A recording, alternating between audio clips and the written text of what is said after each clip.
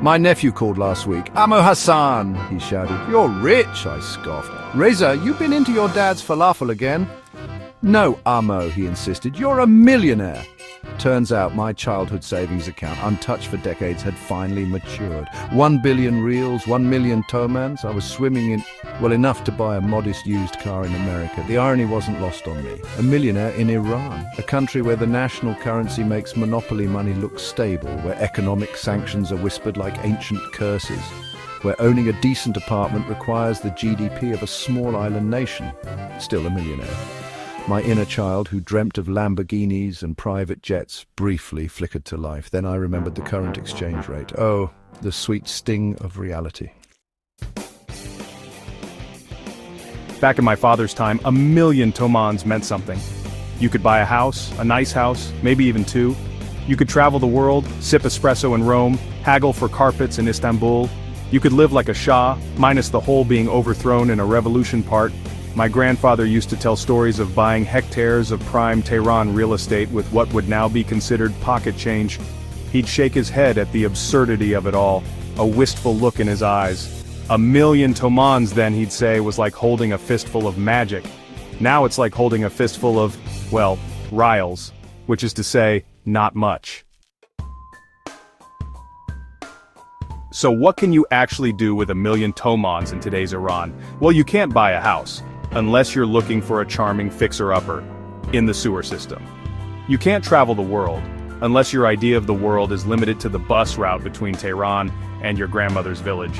And forget about those Lamborghinis. You'd be lucky to afford a used pay can with more rust than engine.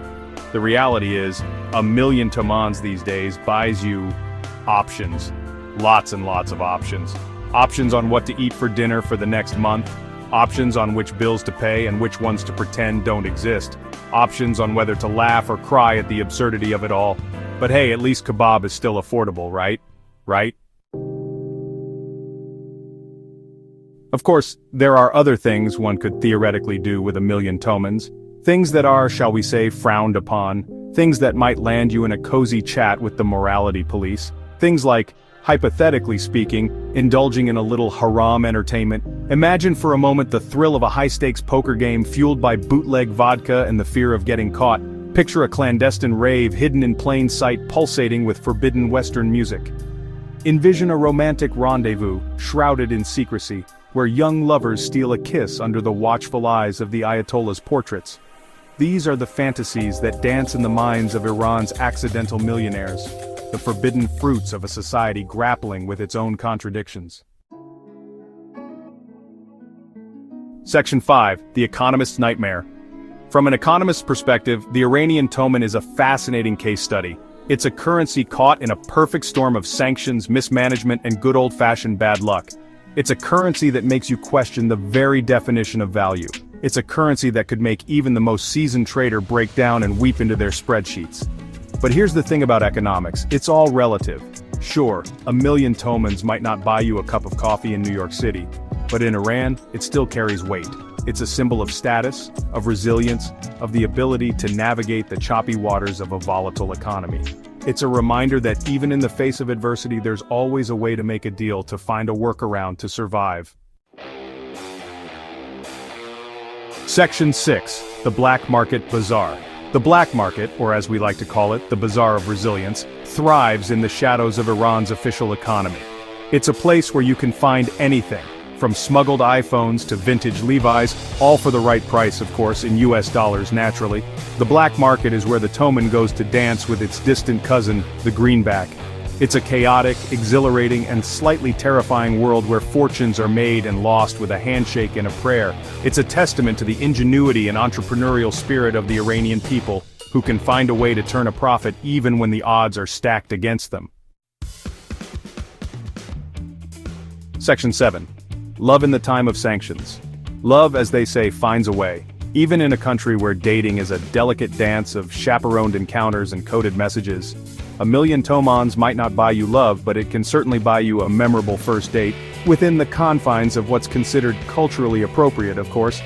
Imagine a romantic stroll through the park, carefully maintaining a respectable distance. Picture a shared plate of fesanjan, savored under the watchful eyes of aunties and uncles. envision a heartfelt conversation about poetry and politics, all while adhering to the strict social codes that govern interactions between unmarried men and women. It's love in the time of sanctions, a delicate dance of hope, longing, and the ever-present fear of running into your parents. Section 8. Laughter as resistance. Humor, in its own way, is a form of resistance.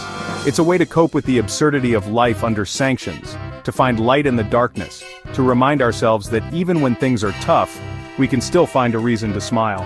It's a way to reclaim our narrative, to tell our own stories, and to laugh in the face of adversity.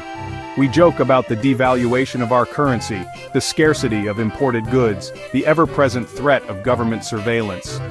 We laugh because it's better than crying. We laugh because it reminds us that we're still here, that we're still standing, that we haven't let the challenges break our spirit.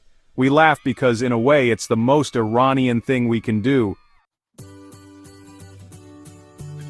Section 9, a toast to the future. So, here's to being a millionaire in Iran. It's a badge of honor, a punchline, a reminder that life is full of surprises, both good and, well, mostly just surprising. It's a reminder that wealth is relative, happiness is a choice, and laughter is the best medicine. And who knows, maybe one day, 1,000,000 tomans will be worth $1 million again. But until then, we'll keep finding humor in the absurdity, resilience in the face of adversity, and hope in the promise of a brighter future. Now, if you'll excuse me, I have a date with a plate of kebab and the latest economic forecast.